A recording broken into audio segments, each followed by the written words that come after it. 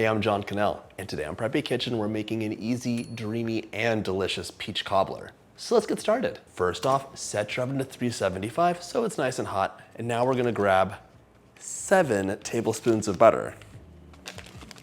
It's 100 grams, right into your 9 by 13 inch baking dish, and this goes into the oven to get nice and bubbly. Our baking dish only needs to be in the oven for about 5 minutes or until the butter is melted. Once it comes out, set it aside. For this recipe, you'll of course want some peaches, 6 to be exact. It's about 900 grams. And you have a choice here. You could just slice them up and move along, or you can peel them. It's really up to you. I do not mind peach skins at all. And if you want to peel them, but the skin is not coming off very easily, you can just dip them into boiling water for 30 seconds. That'll blanch them and make the skin come off really easily. If you want to help them along, you can cut a shallow X, just like if you're scoring a chestnut. For this recipe, you will of course not be eating the pits. So give them a twist, and we're gonna slice these up. Some nice thin slices will bake up really easily. I would say a little bit under 1/2 inch.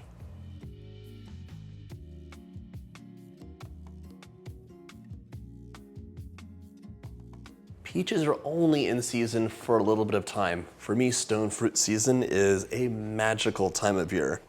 And I'm adding stone fruit in everything. In my salads, in my stews, with my meats. And yes, I'm making cobblers just like this too. If you want to make this when there's no in-season peaches, you could use frozen peaches very easily. Just same recipe, but from frozen, and you'll add a few minutes of bake time. And you could also use canned peaches as well. Here you'd use peach halves if possible, and drain them, pat them dry, and give them a slice. And you'll want the ones in water, not syrup.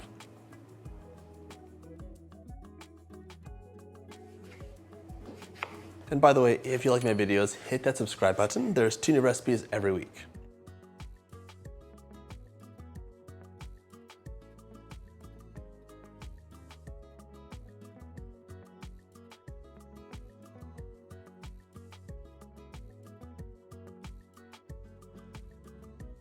These peaches are gonna get a little bit of a cook on our stovetop.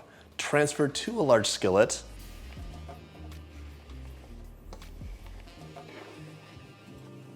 We're gonna sprinkle over a 1/4 cup or 55 grams of light brown sugar and a 1/4 cup or 50 grams of granulated sugar. Pop your skillet over medium heat. And now we're just gonna give this a mix. Our goal is to have the sugar melted and blended in with just a little bit of juice released from those peaches.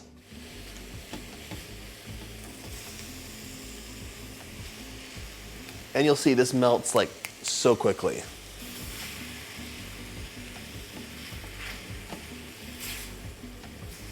Okay. My peaches have released some of their juices. All the sugar is melted, and this smells amazing. Take it off heat and set it aside now. It's time to make our batter. Into a large bowl, add 1 cup or 120 grams of all-purpose flour. To this, we'll add 3/4 of a cup or 150 grams of granulated sugar.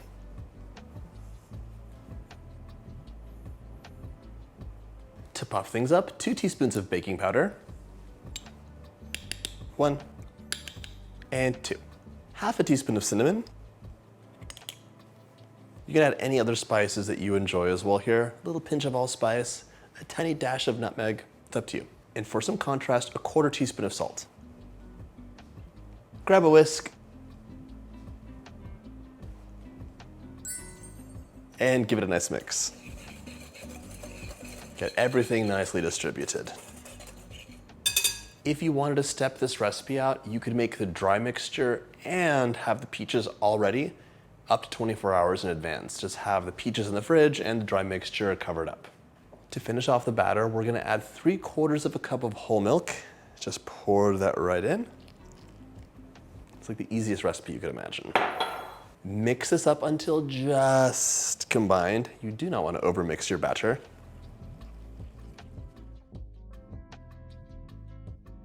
If you ever wondered why it's called a cobbler, it's because this drop biscuit dough resembles a cobblestone street. Cobbler, cobble, a cobbler. Batter's all mixed up, we are ready to assemble. So it's time to carefully grab your melted butter in your 9x13" baking dish. Transfer the batter into your pan. You're going to do your best to get it kind of all over, but we don't want to mix it with the butter. Now we just have to transfer our peaches over the top. So once again, just try and get some nice coverage here, but leave some gaps for the cobbler batter to come through. And yes, you will be adding in that liquid as well.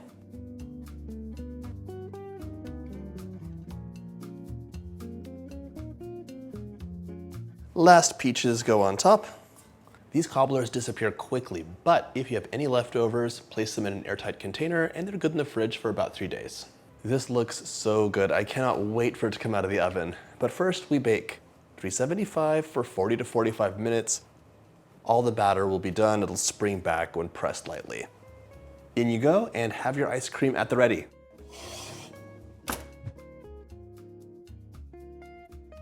Allow your cobbler to cool slightly and enjoy with a big scoop of ice cream if desired. Just like that, it's ready to enjoy.